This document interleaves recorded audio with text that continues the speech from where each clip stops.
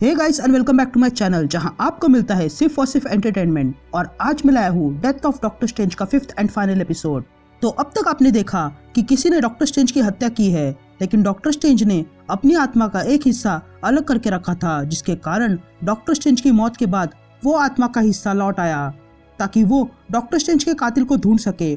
और उसने ये ढूंढ लिया कि वो शख्स कोई और नहीं बल्कि काइसिलेस है। लेकिन तभी वहां पर थ्री मदर्स भी आ जाते हैं और अब स्ट्रेंज इन सब से कैसे निपटेगा यही हम इस एपिसोड पे जानेंगे। तो वीडियो शुरू करने से पहले एक छोटी सी रिक्वेस्ट, वीडियो को लाइक शेयर और सब्सक्राइब करने की।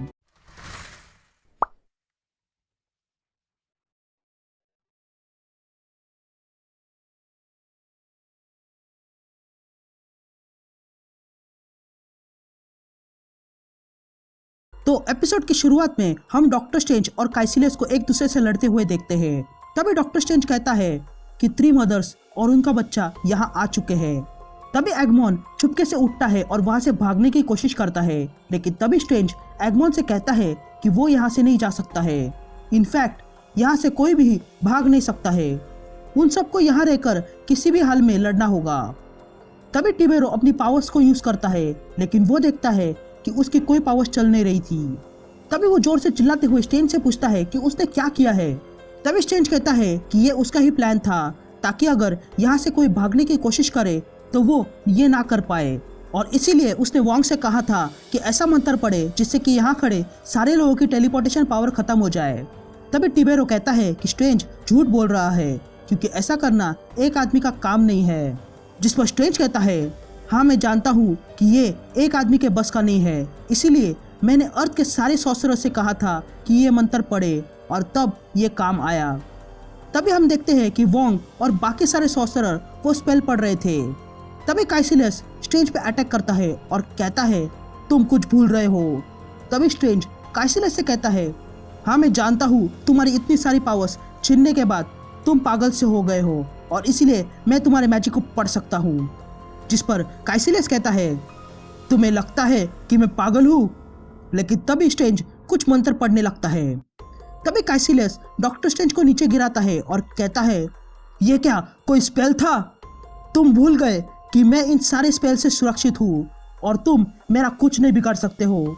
जिस पर स्ट्रेंज कहता है तुमने मेरी आत्मा को चुराया था अपने हाथों से और फिर भी नहीं जानते हो कि मैं कौन हूँ। मैं हूँ डॉक्टर और मैंने एक ऐसा स्पेल बोला है जिसके बारे में तुमने कभी सोचा भी नहीं होगा, और वो स्पेल है हीलिंग का स्पेल, स्पेल ऑफ रिजेनरेशन। एक ऐसा स्पेल जो फिर से शरीर को ठीक करता है और नए जैसा बनाता है। तभी काइसिलेस देखता है कि उसका शरीर उस स्पेल के कारण बदलने लगता है और अब उसका शरीर डॉक्टर स्ट्रेंज जैसा बनने लगा था। तभी यह देखकर काइसिलेस कहता है नहीं नहीं, ये तुम मेरे साथ नहीं कर सकते हो, ये तो गलत है। जिस पर स्ट्रेंज कहता है तुम शायद भूल रहे हो कि मैं मास्टर ऑफ ब्लैक मैजिक हूँ। तभी वहाँ खड़े सारे लोग कुछ देखते हैं और हैरान रह जाते हैं, और तब हम देखते हैं कि काइसिलेस अब खत्म हो चुका था और उसके शरीर ने अब डॉक्टर स्ट्रेंज का रूप लिया था। तभी डॉक्टर स्ट्रेंज इस नए वाले स्ट्रेंज से कहता है कि उसे स्ट्रेंज को देखकर बहुत खुशी हुई, लेकिन हमारे पास वक्त बहुत कम है क्योंकि बाहर जंग छिड़ने वाली है। तभी हम बाहर देखते हैं कि थ्री मदर्स के साथ एवेंजर्स और एक्समैन लड़ रहे थे।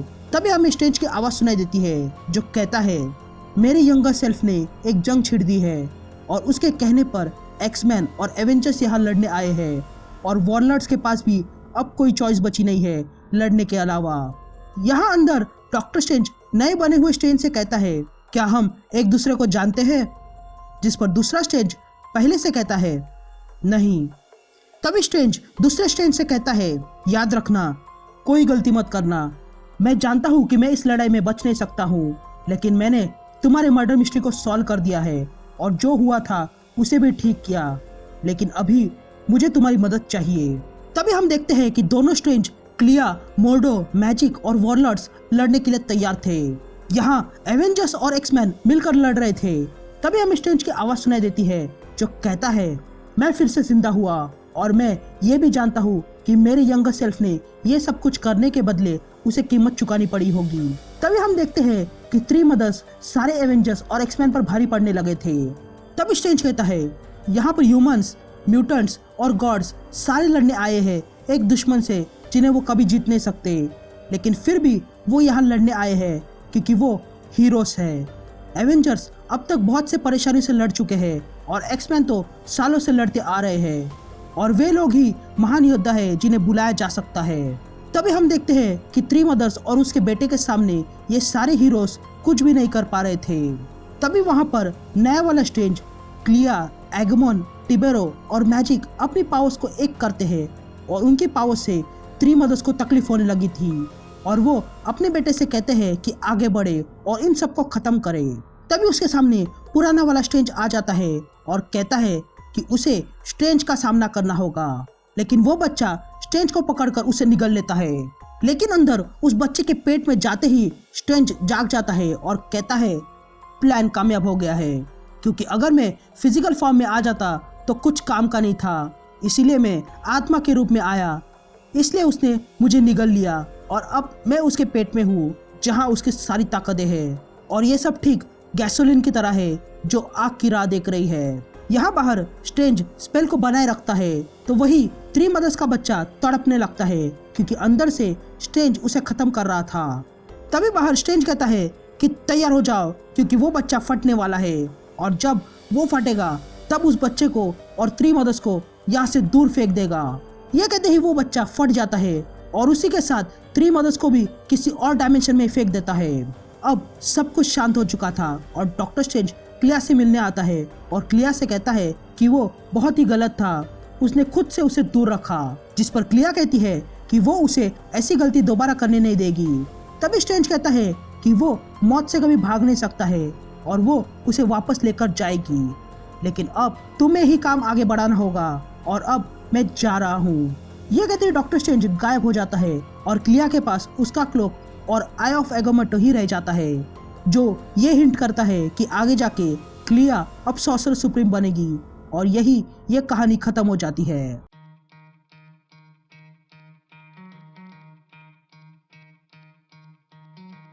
Try to play, but you're never gonna beat me. Look the other way, what I'm doing ain't easy. Bloody hands stained from the people who deceive me. Muddy hands break through the chains.